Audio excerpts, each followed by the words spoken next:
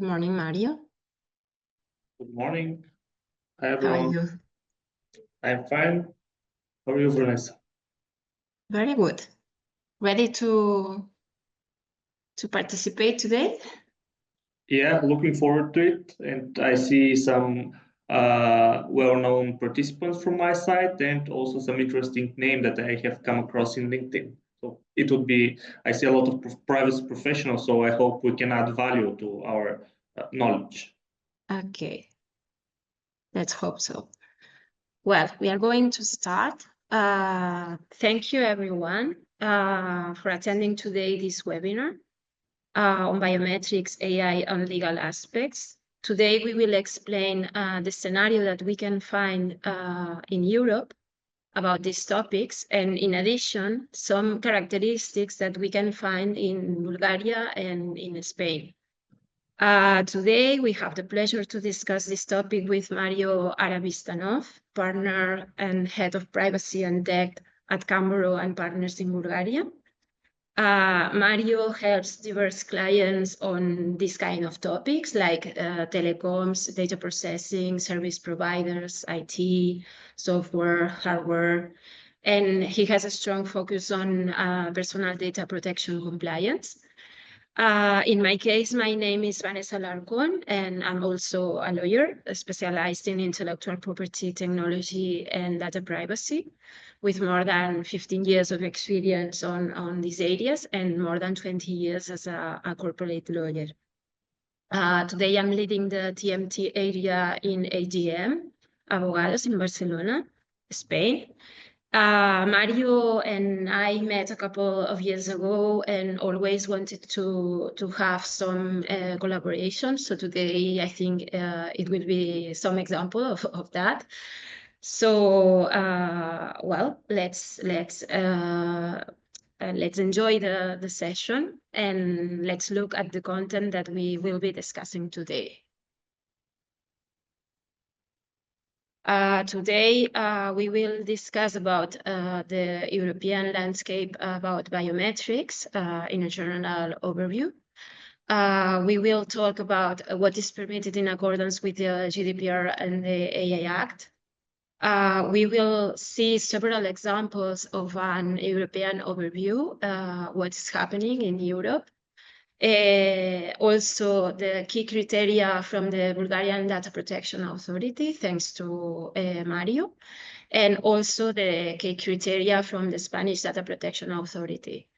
At the end, we can have like a discussion if you want to add some question or comment something, you can go to the Q&A tool in the platform. What we can talk about the European scenario, about this landscape we have. The biometric topic is not something new, is something already related or regulated in the previous directive, 95/46.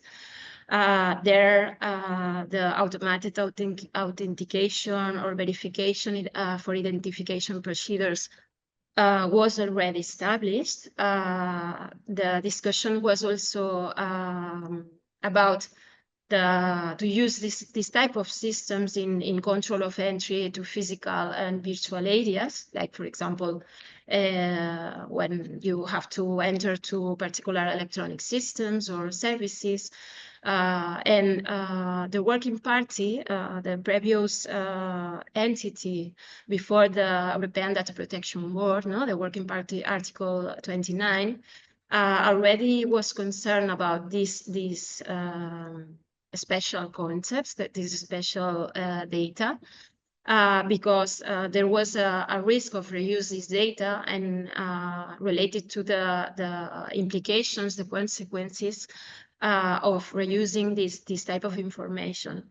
So they established already some principles that should be considered that we can use until now. And they were related to the purpose or proportionality before using this type of systems. that the use was related to a fair use when using this type of systems. The fact related of legitimation needed before starting the procedure or the system in a company. Also to have the consent or the prior check before using this type of systems in several situations.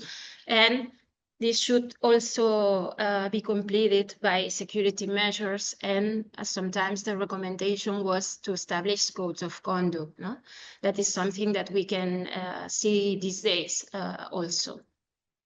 In accordance with what is permitted in the European regulation these days, we can find like the GDPR, that is the previous regulation established in 2018, where we can find a definition of biometrics data means. No? And this is defined as the personal data, it's obvious, resulting from a specific technical processing and relating to the physical, physiological, or behavior characteristics of a natural person.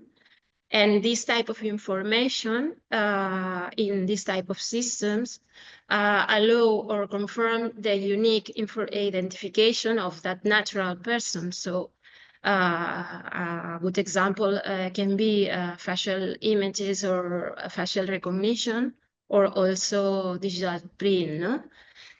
This kind of information is obviously special data, no? In accordance with the GDPR. Then in the AI Act, we can find the considerandum 14, where the notion of biometric data is used in the regulation, and it established that this concept should be interpreted in light of the notion of biometric data as defined in the previous article that we mentioned, related to GDPR. The biometric data can allow for the authentication, identification, or categorization of natural persons, and for the recognition of emotions of natural persons. So this is the general concept established in the AI Act when using biometric in artificial intelligence. And we can find also a definition of limited uses that are established in Annex 3, where it are described the high-risk AI systems referred to in Article 6.2. So biometrics, insofar as their use is permitted under the union law or the national law, we can find like the remote biometric identification systems, but these shall not include AI systems intended to be used for biometric verification, well, when the sole purpose of which is to confirm that a specific natural person is the person he or she claims to be. Also, AI systems intended to be used for biometric categorization according to sensitive or protected attributes or characteristics based in the inference of those attributes or characteristics, and AI systems intended to be used for emotion recognition. So these type of uses are permitted but limited. What about prohibited uses, Mario? Yeah, so first let me start off my personal opinion about the AI Act. It's a beautiful act. It has a supplementative nature compared to the GDPR. It even uses the same language styling, which is fine. However, it sets some very beautiful examples about how AI should have very limited use, how we should protect our rights and freedoms, but it also grants various exceptions where, for example, it uses the wording this use of AI is prohibited except in the following scenarios, which creates a very gray line in which service providers can place themselves and also and to provide such services. Very interesting fact is that the AI Act prohibits not only the use but also placing of the market, thus trying to cover all stakeholders in the AI market. So getting back to our slide, one of the first prohibited use of biometrics in the AI Act is to create and expand facial recognition databases by scraping all facial images from already done footage. The reason for this is that, as you know, not only in Facebook, in YouTube, in various other social media, even the dark web, there are a lot of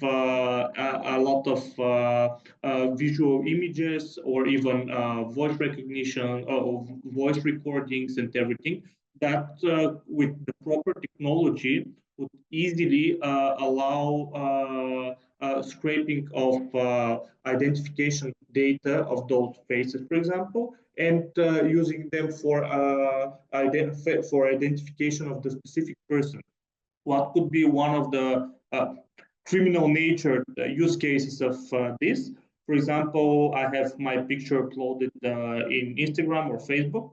An AI is used for this technology to scrape my identification criteria and create a fake image of me.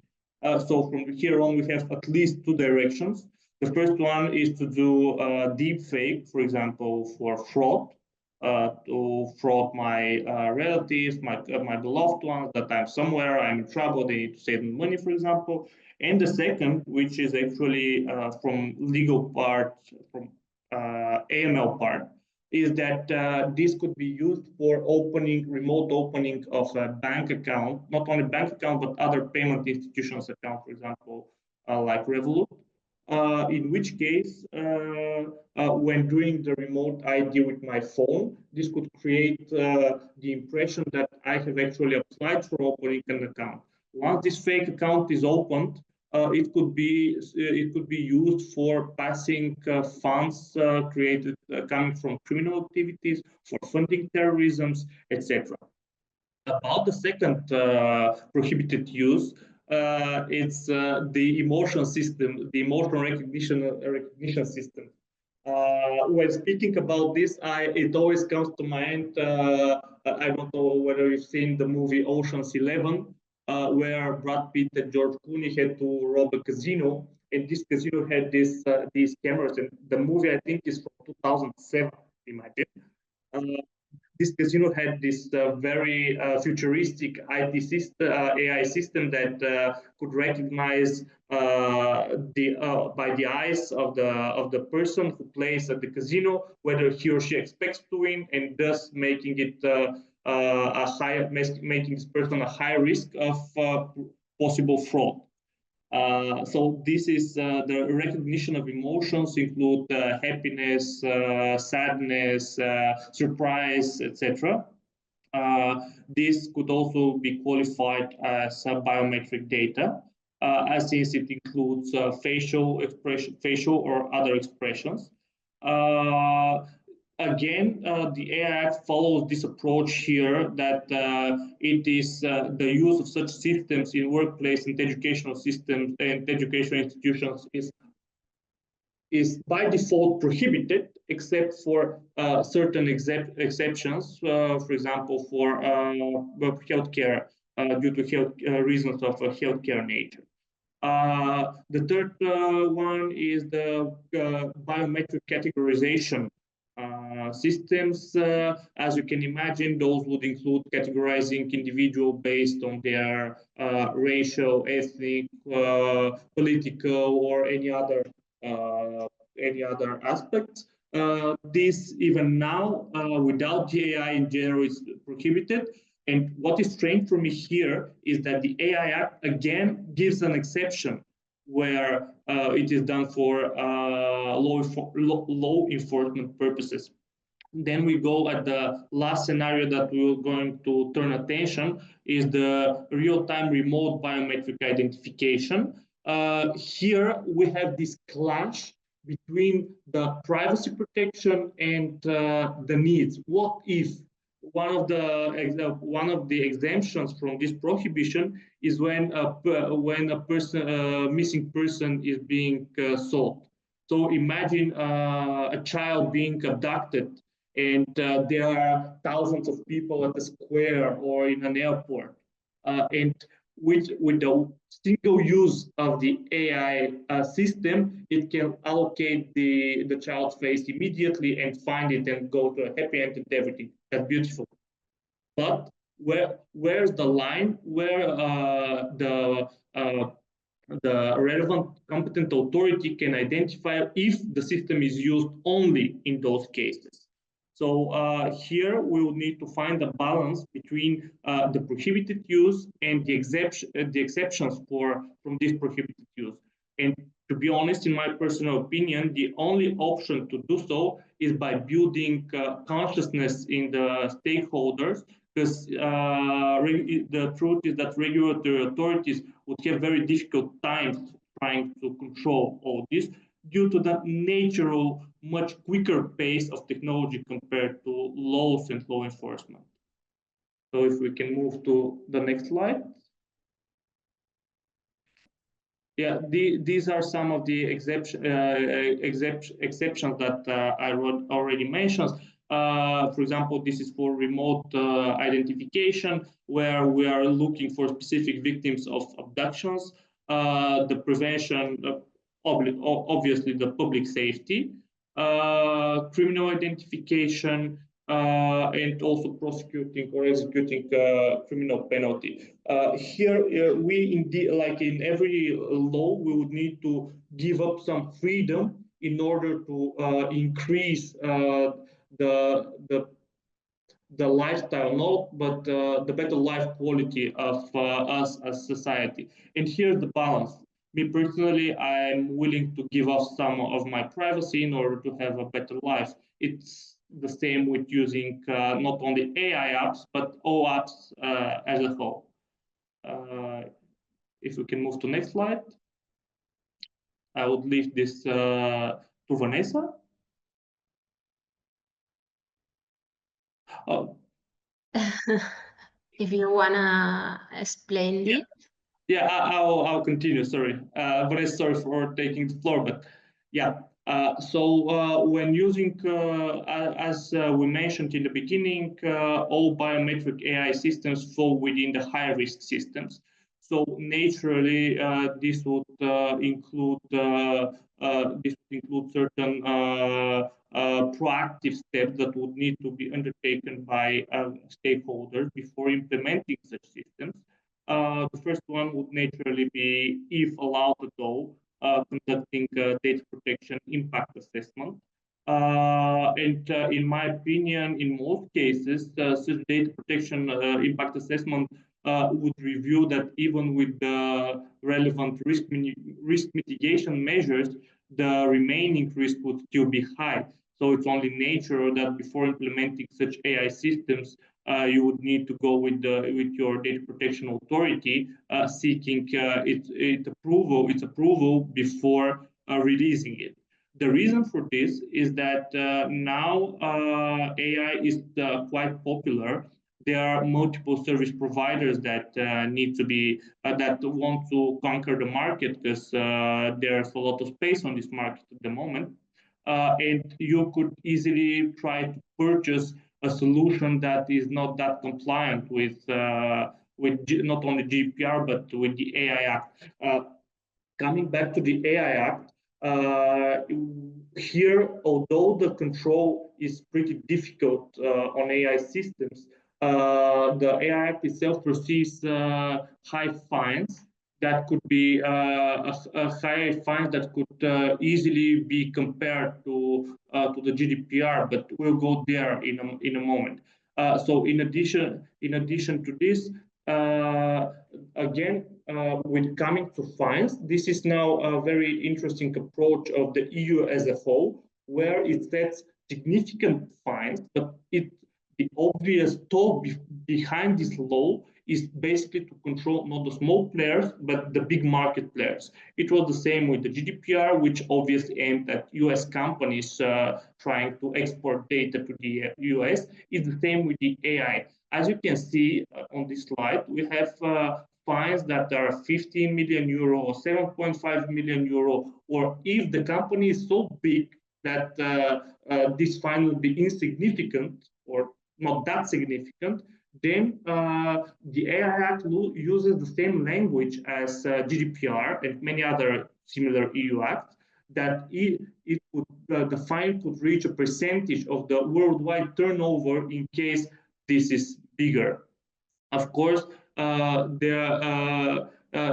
will be a maximum cap for small and medium enterprises.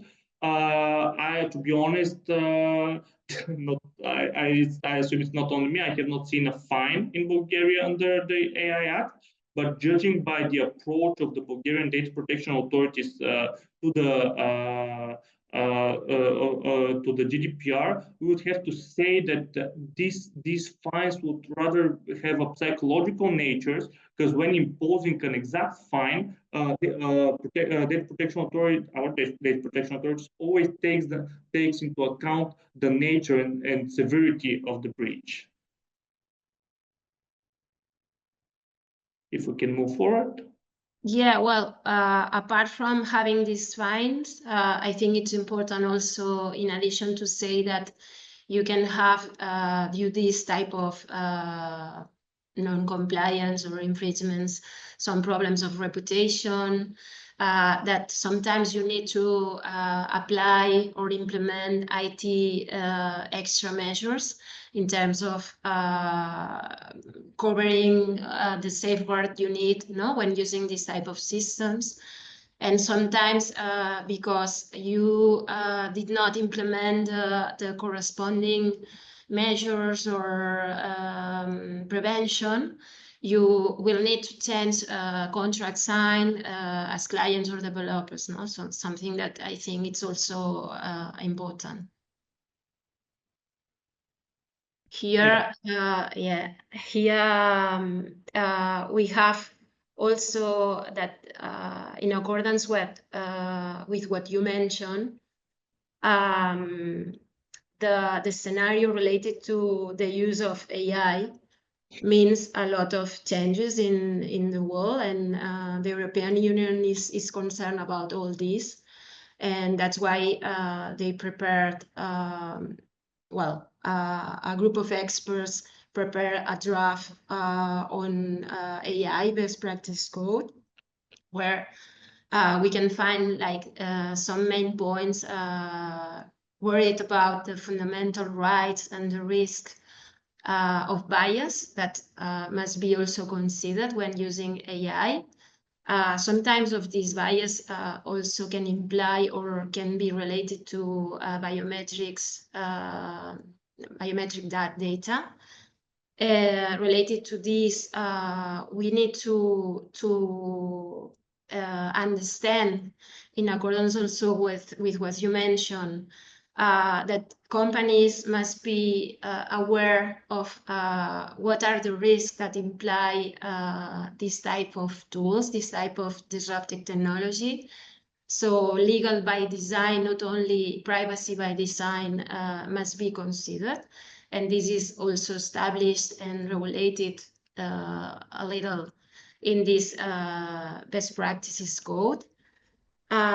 This code also is worried about when we have to use this prevention or these measures. Is not only once we have implemented the AI or the tools in a company, is during the whole existence of the uses of this technology. It's important to mention that this code also mentions the importance of risk identification, to carry out a risk analysis, as you already mentioned, and to find which is the best way to find the security and to mitigate the risk, once we have analyzed which risk we are having when using or implementing this type of solutions, we have to proceed in accordance with measures needed to mitigate any risk, and to have systems of reporting also to correct then the consequences of using this type of tools. It's something also very interesting. This draft was published in last December, and we can find another version in the mid of February, I hope. So we will have a third version of this draft, but I think it's really useful for companies when they want to develop or use this type of tools. Well, let's go to the following part here. Again, you can explain, Mario, related to employment, what is happening. Yeah, so I'm giving you a brief overview. The following two slides are based on our day-to-day experience with clients. Basically, one of the very common questions that we're being asked by our clients is, can our employees be obliged to enter into work premises? But like in a James Bond movie, by scanning their retina or fingerprints or any other biometric identification, facial recognition, for example, and everything. The main wish of employers to use biometrics for their employees are to grant them access to the workplace, which for me is a totally non-justifiable reason, even from the point of view of the employer. But the access to workplace is rather supplementary to the other functions that employers see when trying to implement biometric processing of their employees. The other thing is monitoring of working hours. Why I'm saying this? The first reaction, of course, would be that okay, we have those badges that we clock in, clock out. That's good, but it's not very uncommon that, for example, me and my work bestie have agreed that one of us will come to work at 10 o'clock, one of us will come to 9, and to switch each other every day. So I just give him my clocking card, so he comes to login for both of us, enters, it's like I'm on time, I arrive at 10:30, gives me back my card, so it's okay. Uh, Actually, from employer's point of view, the employer has lost workforce for 1 hour, my workforce, and would also have to pay me salary for this, because as per the system, I have clocked in on time, and I've been there all the time. So monitoring of working hours is one of the things.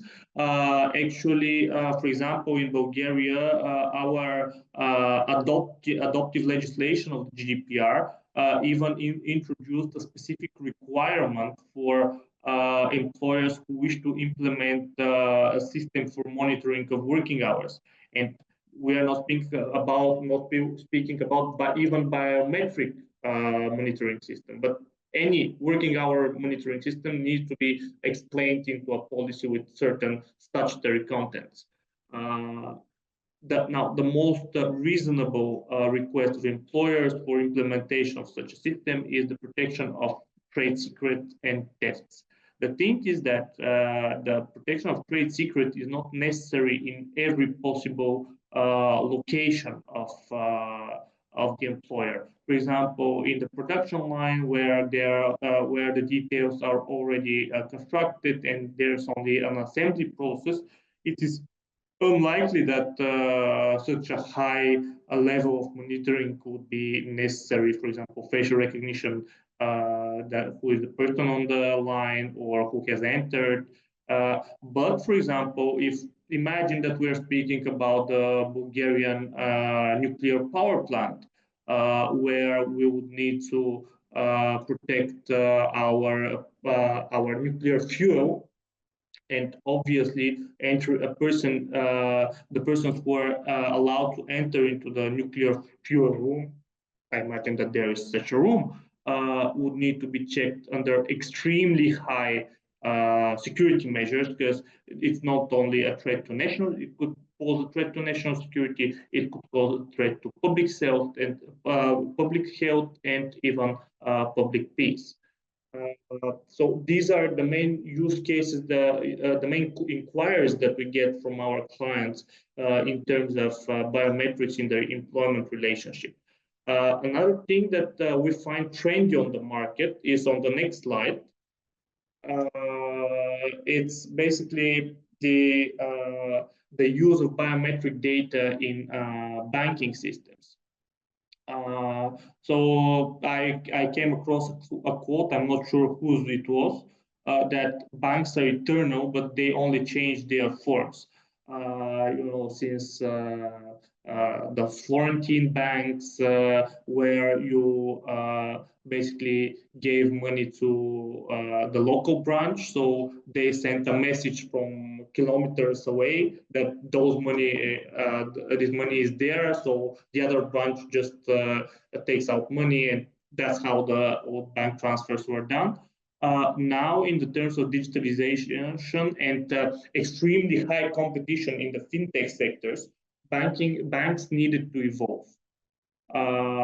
They are evolving now, for example, with improving their mobile apps, making them more user friendly. Because, for example, they cannot catch up with many fintech service providers that are startups, that are not subject to such strict regulations, that can even allow to risk reputation, because they are just starting and gaining power, so they don't have so much to lose.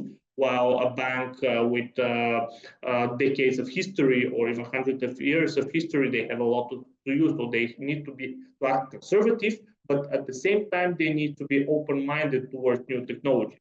So one of the all common use cases in biometrics in the banking services is to access your mobile banking application. Of course, in this scenario, the access could be done either by facial recognition or by fingerprint. But banks, they deserve an appraisal for this, that they do not take out the right of choice, free choice of users, by also leaving them the old ID methods that included standard PIN codes, passwords, and username. So they have found a balance, and later on you will see how important this freedom of choice is for compliance purposes. Access to customer service via telephone is another use case. In this scenario, we have the trend for not only banks but service providers to make it very difficult for consumers to reach their actual physical customer support, and usually press 9, press 2, press 5, then you go to AI assistant, so it's quite irritating. And now, based on this access to customer service, you can freely state your problem. It can be analyzed. It can be confirmed by your voice that you are actually you. So you're connected to the right specialist or transferred to the AI assistant. The AML-related identification I mentioned when speaking about the AI Act. And it's strictly related with the next bullet, the race between security and hackers in the deepfake era. It's pretty important for banks to secure proper technological measures that deepfake images and videos cannot overcome the remote identification for purposes of banking services. So I'll leave the floor to Vanessa with some more useful input. Thank you, Mario. Yes, we have the very well-known in the market case of WorldCoin, where this company, now renamed as World, offered bitcoins of exchange of the iris of people. This company, I think it's interesting that we know that is co-founded by Sam Altman, the co-founder also of OpenAI, the CEO. This company had several investigations by some of the European authorities in data protection, and some requirements to delay the information, sometimes also fines. In last December, for example, the Bavarian authority required to delete information of biometrics on request on a period of 1 month when a user asked for this right, and delete some data records previously collected without the sufficient legal basis, as we mentioned today. The system apparently changed, and the information is anonymized and encrypted, but there are a lot of issues related to this company, to the way they are collecting data, they are using data. So the Portuguese, the Spanish, and for example, the German authorities also required to delay this iris scanning. But another thing interesting is that this company that collects this type of biometric information, it's not something that only worries Europe. Also in Hong Kong or Colombia, you can find some concerns about this, no? So let's see what happened with this company and this scenario in a few weeks or months, no? It's something that we will find, again, some discussion, I think. Another situation was related to Clearview. Clearview also was fined by the Dutch Data Protection Authority. They collected information from users when another user upload a picture, sorry, to the platform, and they carried out like a check with their databases that was prepared or created through information from the internet, so was not duly consented, was not duly collected. So in fact, Clearview had this type of fine, no? And then, well, the fine could be around 5.1 million of dollars. So, well, it's important, this type of fines. Well, let's go to the particular use of biometric data in Bulgaria, what is telling the Bulgarian authority. So, Mario, it's your turn. Yes. To start from the concept of biometrics under the GDPR, it basically prohibits the processing of biometric data, except for the limited cases under Article 9 of the GDPR. The most common legal ground on which there are actually two most common legal grounds to be on which biometric data is processed. The first one is in the course of the employment relationship, and of course in healthcare. The second, respectively third one, is the consent of users. The thing is that GDPR is so unsure about consent as a ground for processing biometric data that it even allows for member states to remove the right to give consent for processing personal data. Of course, I have to mention that GDPR, that the Bulgarian legislation does not prohibit giving consent for processing for processing biometric data. So I have to mention that we have no jurisdiction-specific legal provisions in terms of processing biometric data in the private sector. We have several opinions that legal opinions of the Bulgarian Data Protection Authority, which is the Commission for Personal Data Protection, which I'll share with you, because they kind of give us the overview of the biometrics concept in Bulgaria. Of course, it is understandable that in the law enforcement, we have more freedom to adopt provisions in terms of processing biometrics, since there is a higher public interest, but it should be balanced against the rights and freedoms of the convicted individuals. It's kind of similar to what I mentioned about the real-time AI facial recognition with the abducted child. So here's a very thin balance. We will leave out the public sector for now. I have to say that under the GDPR, the Bulgarian Data Protection Authority has adopted a list of operations that require data processing impact assessment, where actually number one is processing biometric data on a large scale.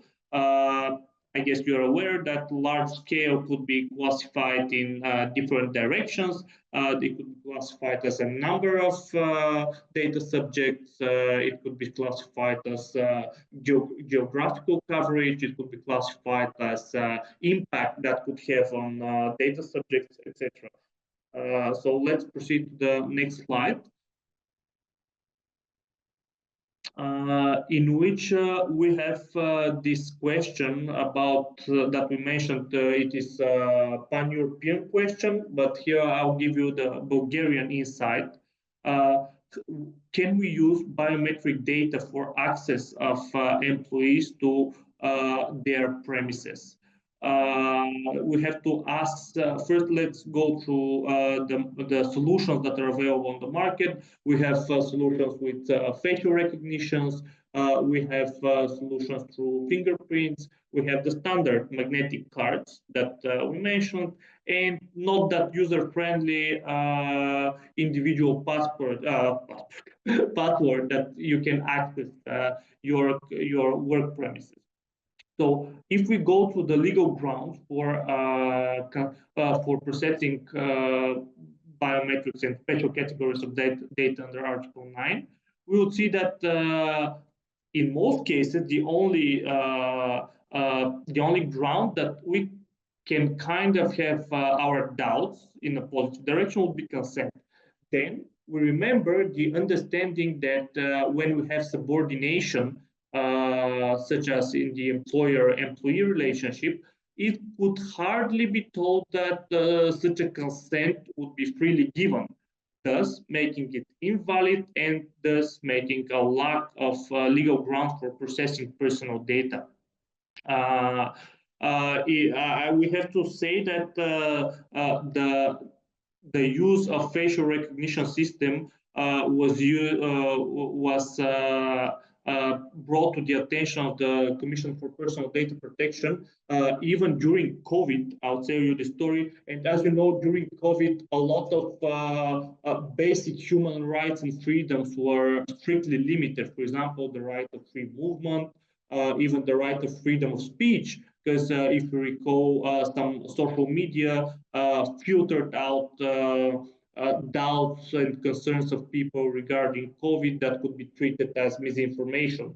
So in the time where we had strong limitations of basic human rights, one Bulgarian school approached the Data Protection Authority, asking them about their opinion for imposing a scanner that scans bodily temperature, and also makes facial recognition. The reason for this is that they wanted not only teachers that are actually employees of the school, but also students. Each time they pass, to get their temperature measured, and if the temperature is high, this temperature to be associated with this very person by the facial recognition mechanism. it was obvious that at a later stage this system was to be implemented for monitoring working hours, for monitoring presence in school of students, etc., etc. So here, the Data Protection Authority was absolutely strict by saying that there will be no exemptions in this regard, since first of all, they are much better alternatives that are not that intrusive for employees. And for children, for example, by ordering the nurse or the doctor to school to stay outside with a thermometer to measure this, there are alternatives of monitoring business hours, etc. So this is pretty important. So I have to say that even if we have the consent, and we don't have subordination, and we have consent by users, by data subjects, this is not a universal treatment for processing personal data. And I'm giving you another example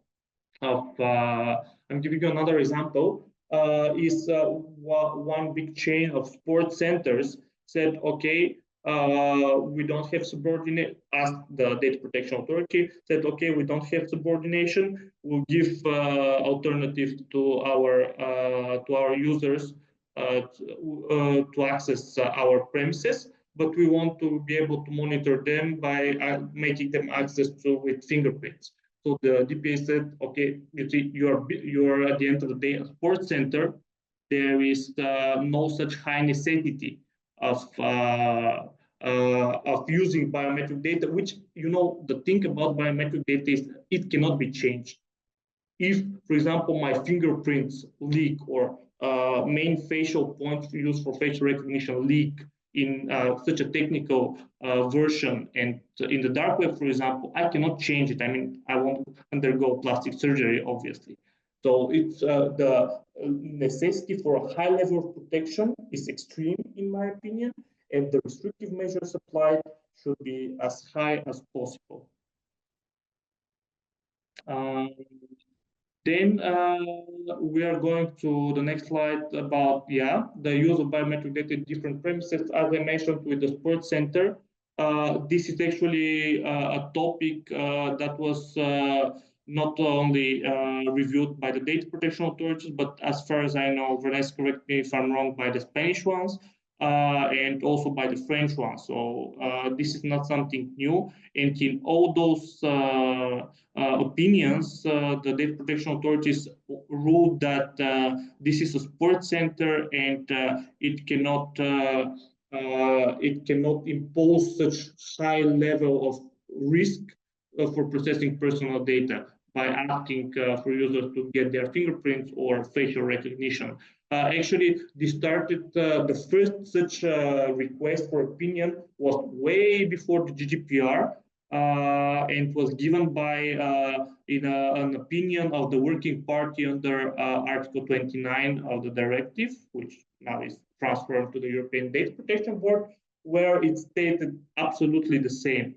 The fact that we have a formal legal ground for biometric data processing is not universal. It's not a universal solution. All other requirements and principles under the GDPR must be observed. So one of them is proportionalness, obviously, and purposes of the processing. So if we can reach the same result with less intrusive measures, then we had to use the lower risk system compared to the higher risk system.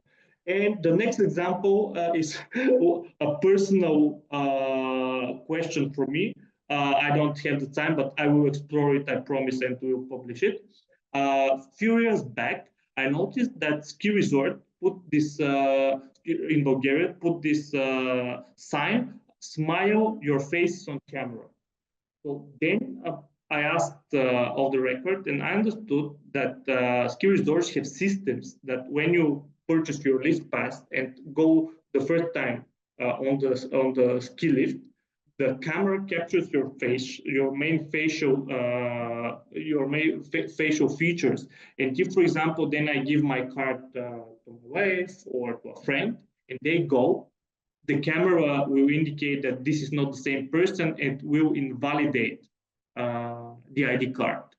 It's pretty interesting how compliance of this was built. So this is something worth looking into. So this is from my side. I'll now leave to Vanessa to share some insight with Spain, and I will listen with high interest from my side. Thank you, Mario. Yeah, well, we can find a lot of connections, like the idea of necessity of this type of tools when adopting by companies, no, before providing some service or controlling the access. We will see some similar situations now. So in Spain, for example, what we have is a guide that regulates the control of presence and the uses of biometric systems. In this case, is also considered this type of tools as a high-risk processing that involves special categories of data. The guide establishes, for example, that consent cannot lift the prohibition or be the basis for determining the lawfulness of the processing. The agency or the authority considers that here we can find an imbalance between the data subject and the data controller because its work environment included sometimes. So the data controller or the employer has a privilege, no, to impose some measures sometimes. So the liberty or the freedom of the users could not be joined sometimes. Well, restrictions on biometric processing carried out for time and attendance control when automatic decisions taken without human intervention will need some control, some restrictions.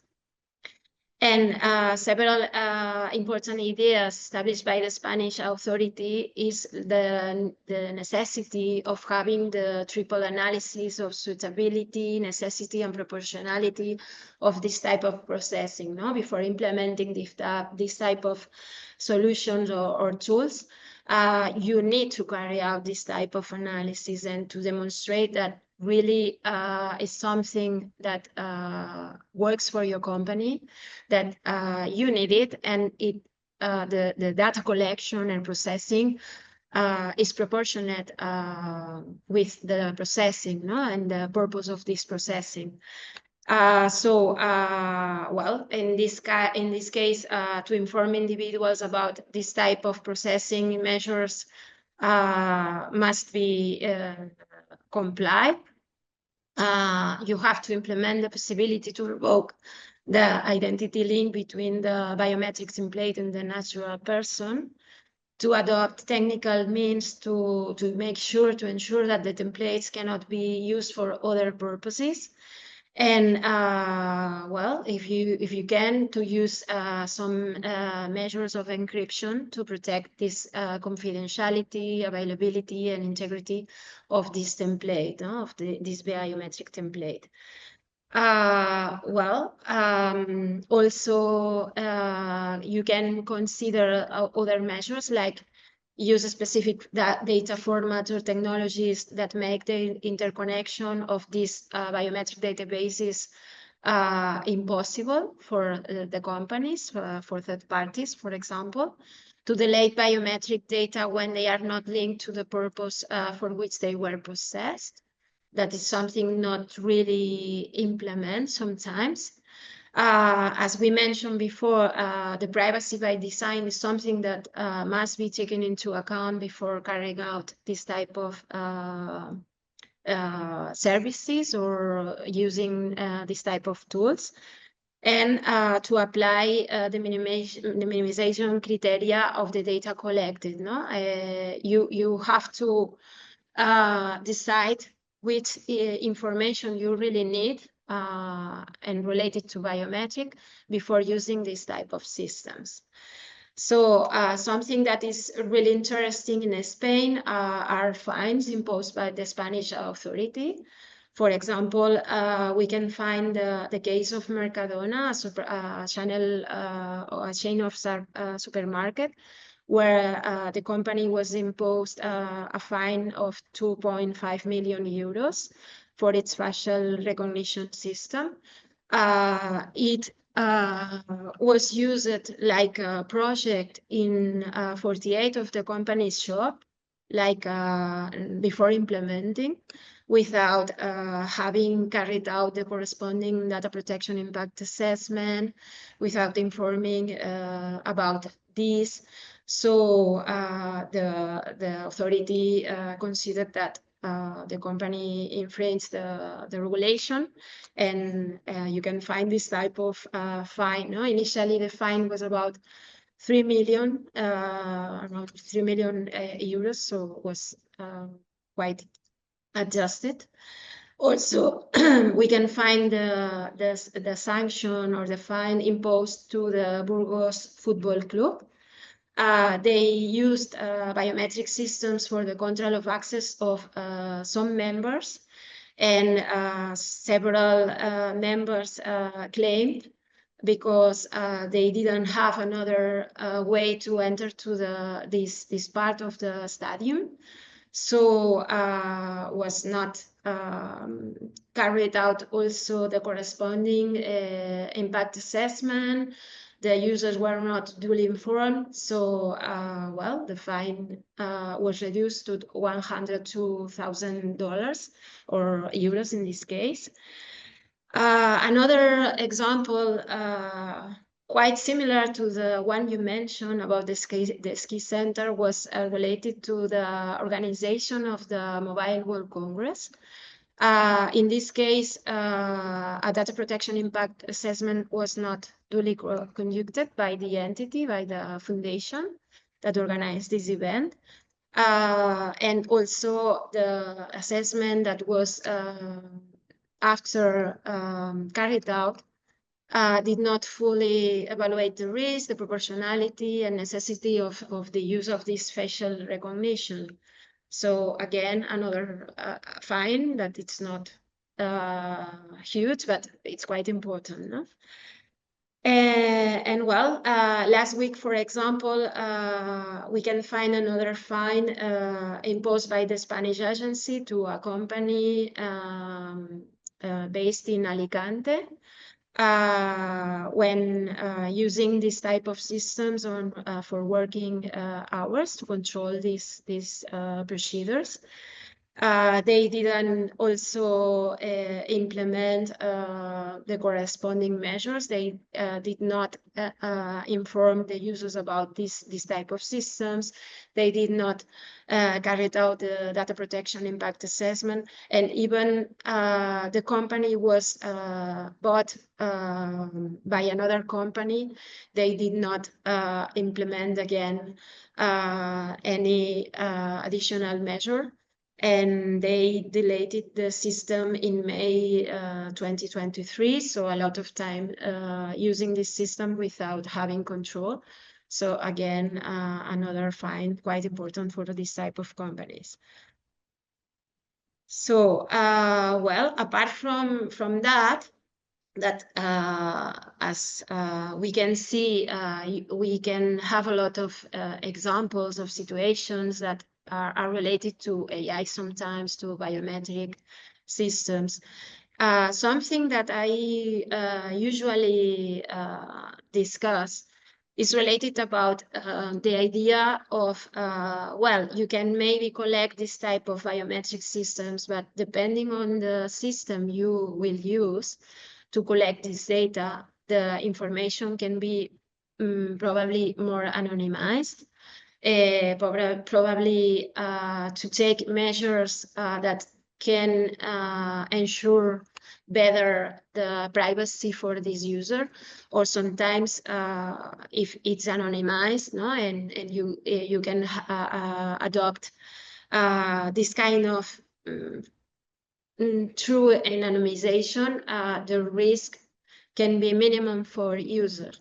In accordance with that, I found that the cryptographic center in Spain, in accordance with the National Center of Security, established a guide to use these type of systems that could be considered more sure in front of the criteria established by the Spanish Data Protection Authority.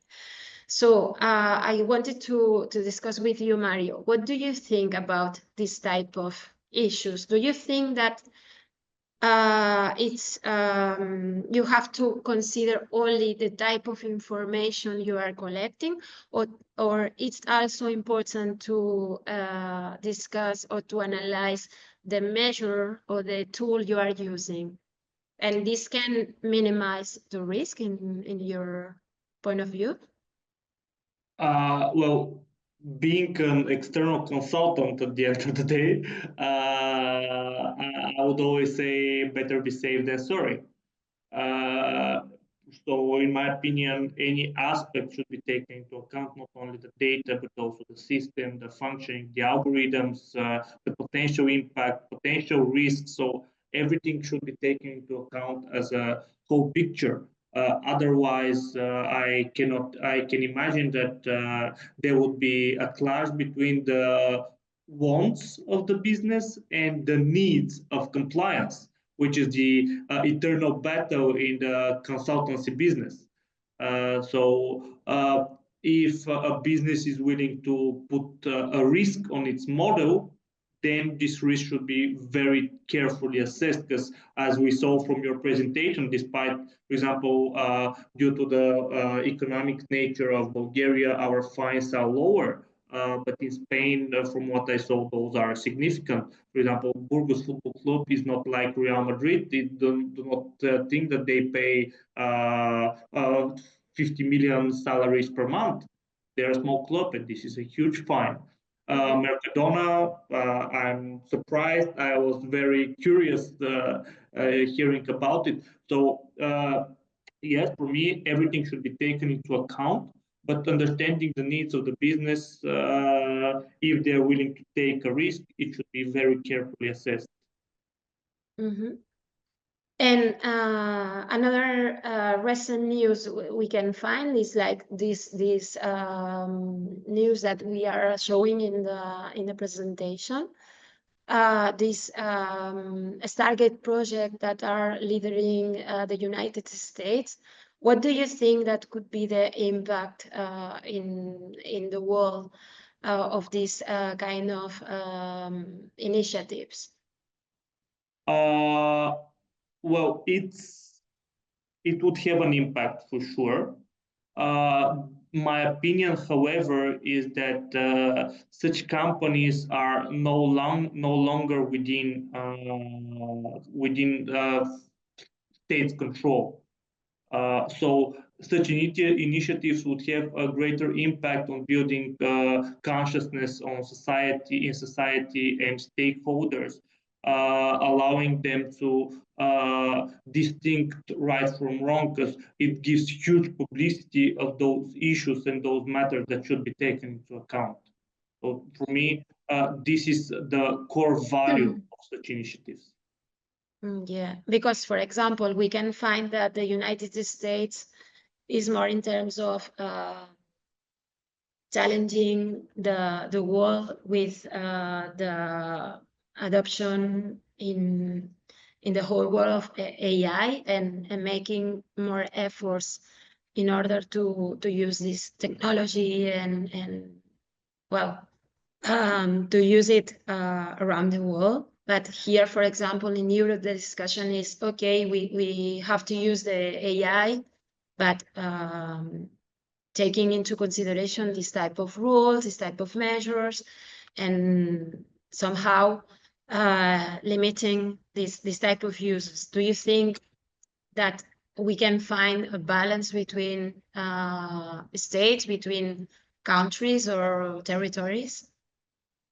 Well, if we look on a worldwide basis, we have those huge centers like China, like US, even Russia developing AI systems, facial recognition. They have drones with facial recognitions. Even in the military, for example, they target a specific person. They let a drone fly. We see with the war in Ukraine that it's fought mainly by drones with facial recognition, body temperature scans, and everything. But from the others, and many other people are complaining that Europe bureaucracy is killing our competitiveness on the worldwide market. You see, a few months ago, I had the pleasure to speak to one of the creators of the AI Act from the European Commission, discussing the same topic. It's the never-ending struggle between securing a good life and securing competitiveness on the market. I gave her this example. Back in communism, it was very easy to build highways in no time, because back then you can easily breach human rights, meaning that when you don't care about the single individual, the right of better life of the individual, and you're only caring about competitiveness, then you can easily lose sight of what actually matters. And this is why all those regulations in the EU are. We are saying, okay, we cannot ignore the artificial intelligence. We cannot ignore biometric systems, but we want to keep some spheres of our life as not impacted as possible by setting these and these rules, even if this set us back in the worldwide commercial trade. And what is the result from this, by the way? Why we have significant immigration from US, from China, and even from Russia to the EU, even though there are huge developers of AI systems and everything. Because here, here, just because these regulations, we have a better life, in my personal opinion. So the balance is struck. And with time, I hope I find the AI being like the first release of a car model. It has some issues, but hopefully with the facelift model, it would get better. Yeah, so in fact, this is related also more with values and purposes and the human rights, no? We have to put all of these in balance, no? So let me finish the presentation, because maybe we have some questions here or comments. I think that no, we don't have questions. We have been very clear, obviously. Yeah, no questions here. So, well, I think that this webinar was useful for all of you. Thank you, Mario, for being here with me today. It's a real good pleasure having you. And well, let's see what happened after our meeting. If you have any questions about any of the topics commented today, let's keep in contact. And thank you, everyone, again. Have a nice day. Thank you, everyone. Bye. Bye.